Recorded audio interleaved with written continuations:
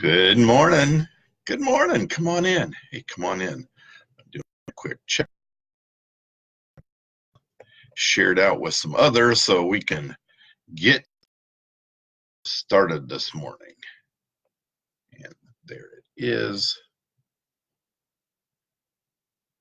And there it goes.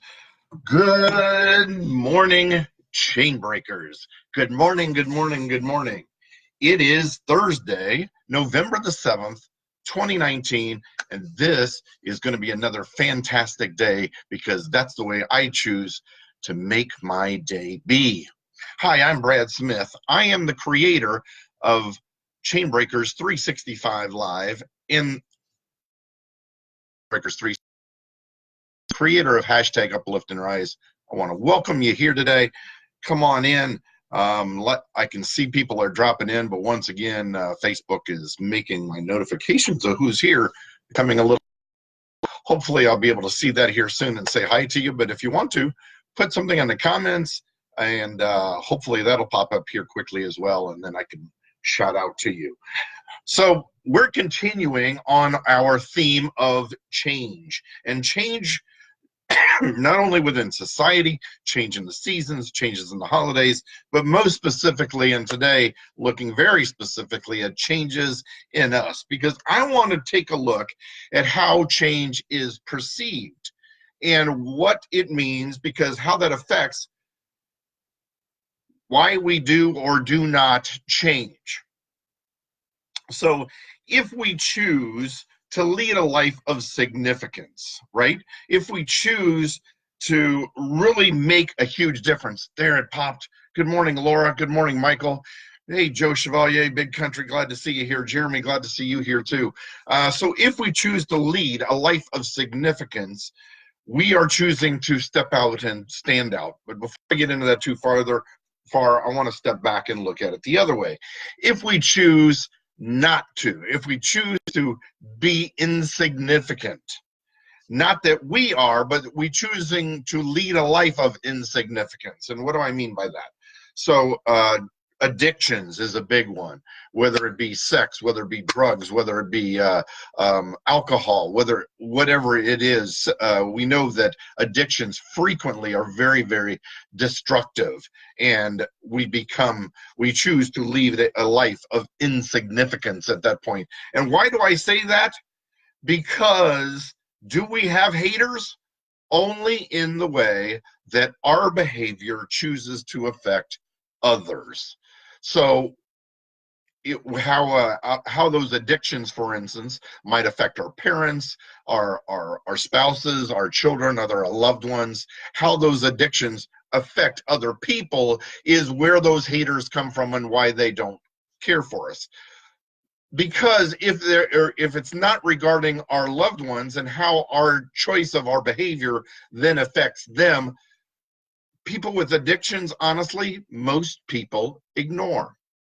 The homeless, the addicted, those that are living underneath the train trestles, those that are sitting there with signs at the corner, you see it all the time. People go by and go by and go by and may glance at them, but for the most part, they are ignored. They're ignored because they make us feel a little bit uncomfortable because we don't really know how to react with it. But here, now I want to take a look at, but those that really are affected, those that have a real, a strong opinion, are those that are the closest to us. They're our loved ones, right? And it's because of how our behavior affects them. Now, let's flip that coin around and let's look at the very opposite. Connie and Terry, glad to see you here this morning.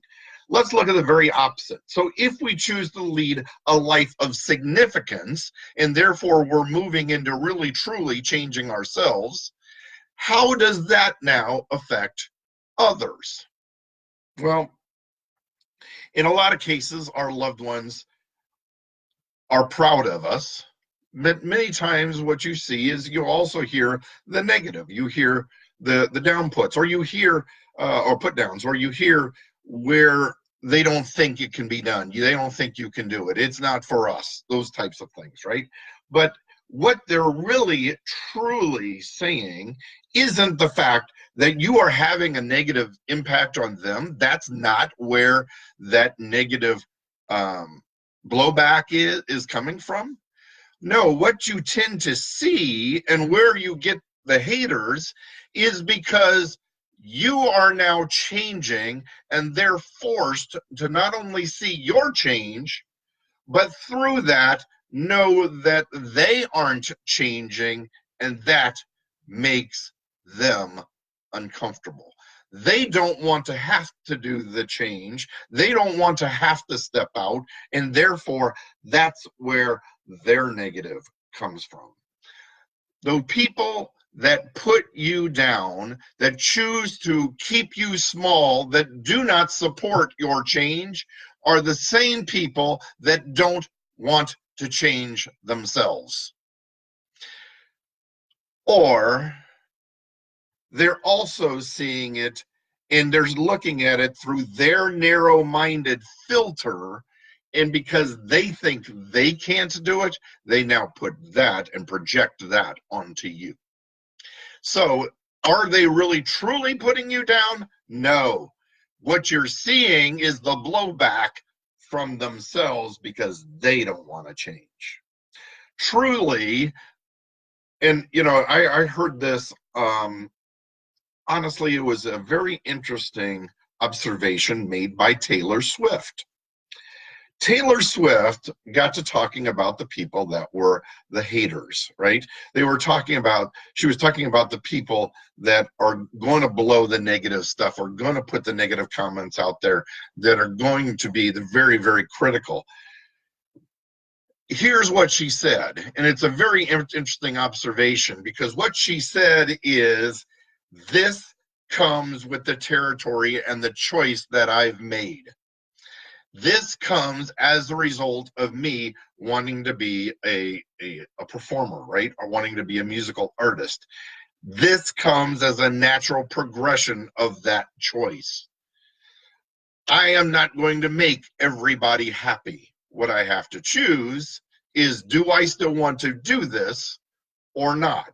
And if I still want to be an artist, if I still want to be a performer, if I still want to enjoy a career in music, I need to accept that as part of the package. It comes along with the choice that I've made.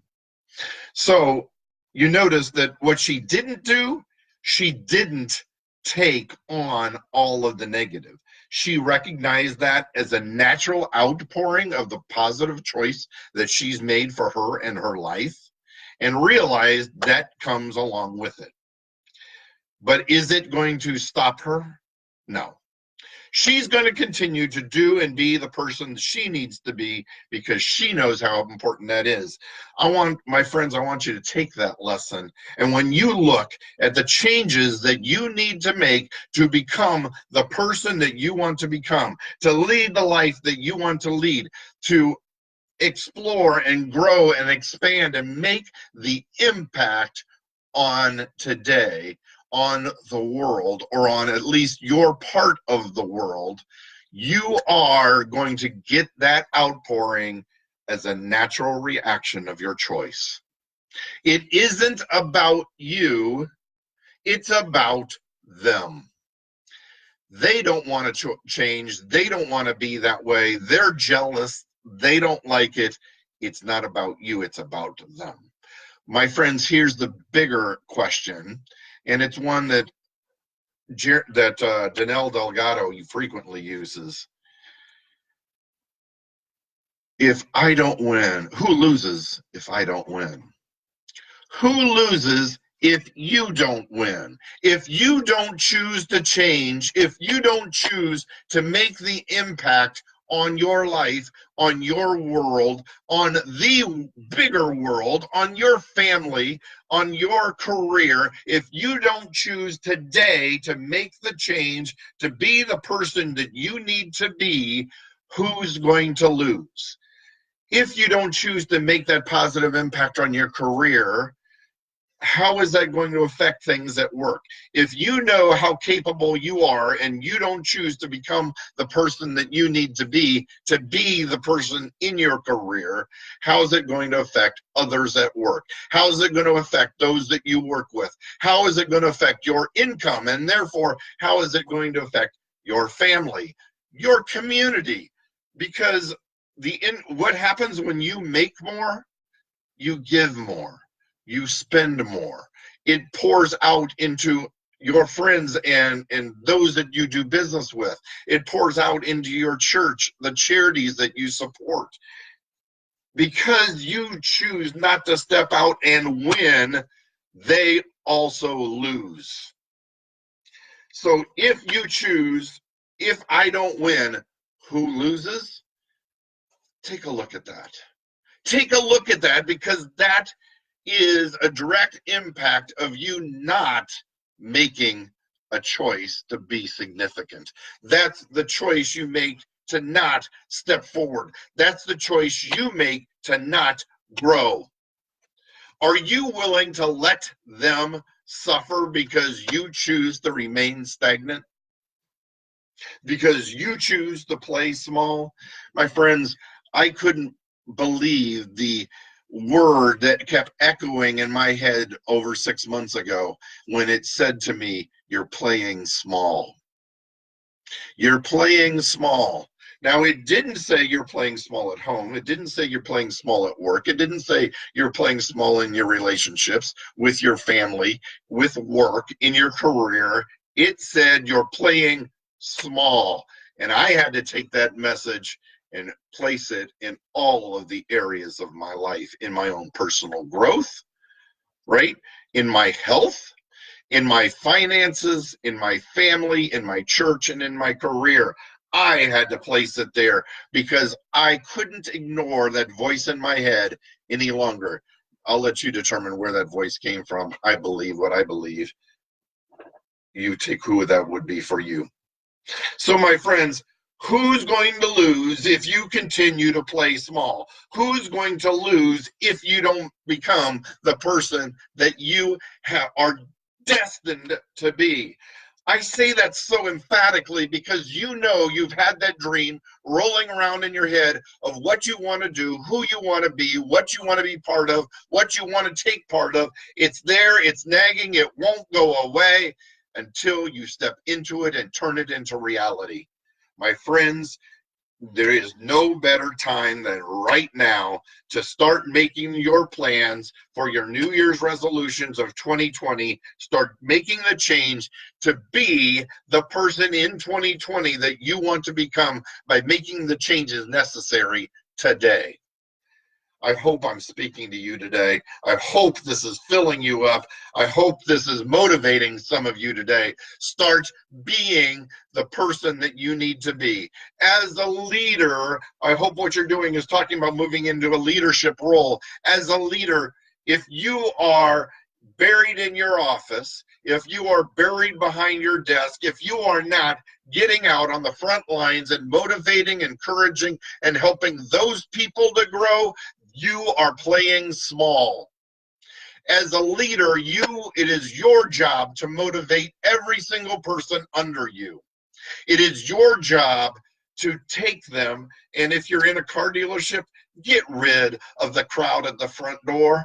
Get rid of the crowd at the curb.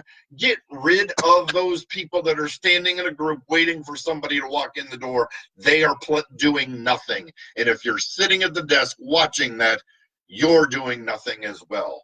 Show them how to create their own business. Show them how to create their own traffic. Show them how to grow in your business. My friends, if this has been motivating for you, thank you. Share this out. Please, please, please share this out. Like it, love it, comment, emoji it, whatever. Get this out. I know this is meant for a lot of people today. Get this out. And my friends, if this has been meaningful, I guarantee you there are more of them. If you don't catch us live at 7:30 a.m. Monday through Friday Eastern Time right here at Chainbreakers 365, you can find us on replay. You can go to Chainbreakers365.com, where you can find our library of videos there under videos, where you can go to YouTube at Chainbreakers365 and find us there as well. I look forward to seeing you tomorrow. It's Friday. And then on Saturday at 9 a.m. Eastern will be the Saturday morning sales meeting for those in the auto industry at Brad Smith, the original car smith. I look forward to seeing you then, but I especially look forward to seeing you tomorrow at 7:30 a.m. right here for Chainbreakers 365 Live. Have a fantastic day, my friends. Make it a fantastic day for you. Bye now.